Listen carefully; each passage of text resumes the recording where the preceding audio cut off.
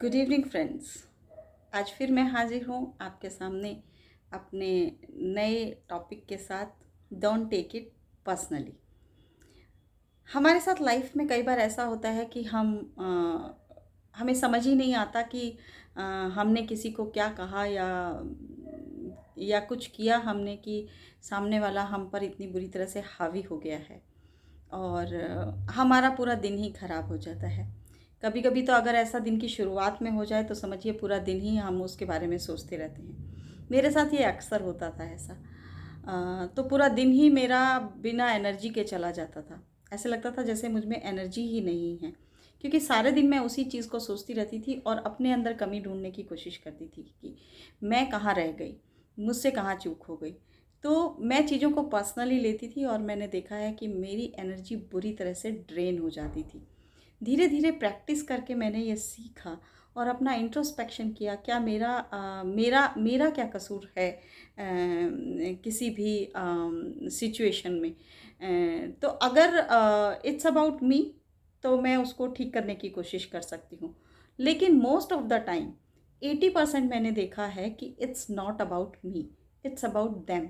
अगर वो bad words बोलते हैं, शाउट करते हैं, या फिर आपको नीचा दिखाने की कोशिश करते हैं, या आपको हैरास करते हैं, या आपको मैनिपुलेट करते हैं, या आपकी सक्सेस से जेलस होकर कुछ आपको बोलते हैं, या आपको बॉडी शेमिंग करते हैं, तो it's not about me, it's all about them. उनकी कहीं ना कहीं कोई इनसिक्योरिटी है जिससे वो ओवरकम होना चाहते हैं, या फिर उनका कोई बहुत बड़ा फ्रस्ट्रेशन है जिसको वो मेरे ऊपर निकाल रहे हैं। तो मैंने ये देखा है कि जनरली लोग अपना फ्रस्ट्रेशन दूसरे पे निकालते हैं, या अपना गुस्सा निकालते हैं। तो मान लीजिए फ्रस्ट्रेशन निकालते हैं, गुस्सा नहीं, तो इट्स अबाउट देम कि वो फ्रस्ट्रेटेड हैं, वो गुस्सा हैं। It's not about you. तो हमें हमेशा ये देखना चाहिए कोई भी सिचुएशन है क्या इट्स अबाउट मी। अगर ये मेरे बारे में है तो मैं उसमें क्या कर सकती हूँ।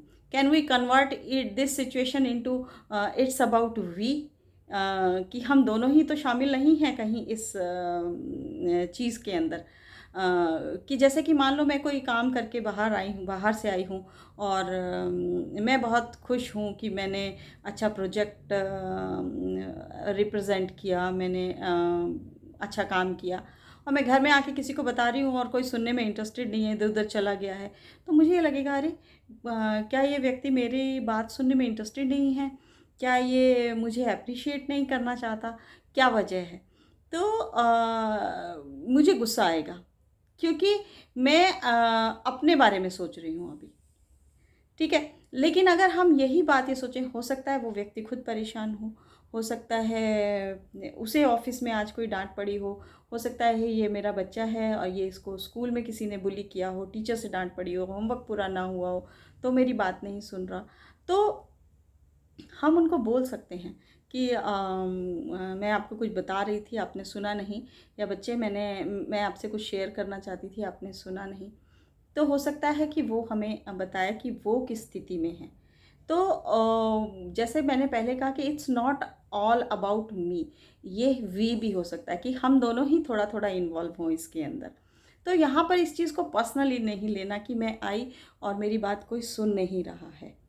कई बार ऐसा होता है कि देखिए ना, बड़े बड़े बिजनेसमैन होते हैं या बड़े बड़े स्टार्स होते हैं, उनके बारे में कितना उल्टा सीधा लिखा जाता है मीडिया के अंदर, और चर्चाओं में होते हैं। तो अगर वो इस तरह से पर्सनली लेने लगे तो उनका तो जीना मुश्किल हो जाएगा।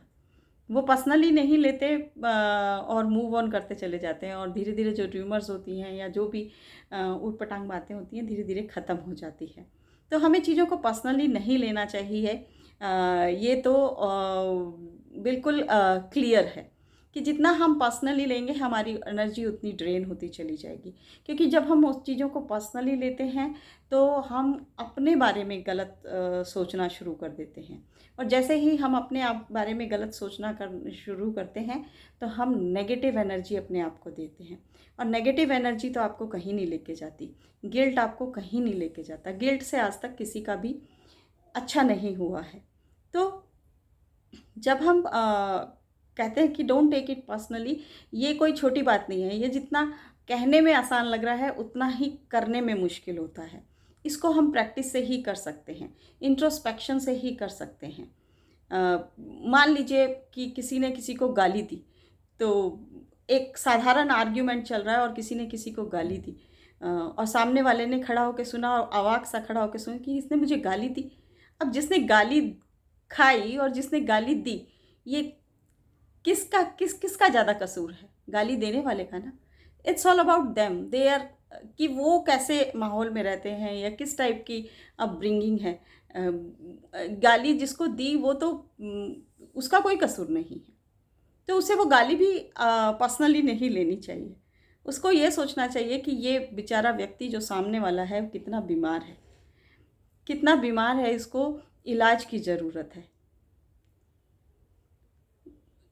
हम इस टाइप की जो सिचुएशंस हैं हम रोज़ ज़िंदगी में दो चार होते हैं, सुबह से शाम तक एक दो बार तो हो ही जाते हैं कि हम कितना भी अच्छा करें और सामने वाला हमें कुछ ना कुछ नेगेटिव बोल ही जाता है। तो ये नेगेटिविटी उसकी है, आपकी नहीं। इसको मत लीजिए, अपने दिन पर हावी मत होने दीजिए, अपने दिमाग पर हावी मत होने दीजिए, उसको बल्कि इंट्रोस्पेक्ट करिए कि कहीं ऐसा तो नहीं कि ये इनसिक्योरिटी मेरी है। अगर मुझे कोई कहता है कि तुमको खाना अच्छा बनाना नहीं आता, या तुम चीज़ों को मैनेज नहीं कर पाती हो, या तुम्हारा टाइम मैनेजमेंट अच्छा नहीं है, तो ये देखिए कि कहीं ऐसा तो नहीं कि उस व्यक्ति में इस टाइप की कोई इनसिक्योरिटी हो और वो आपके ऊपर थोपना चाहता है।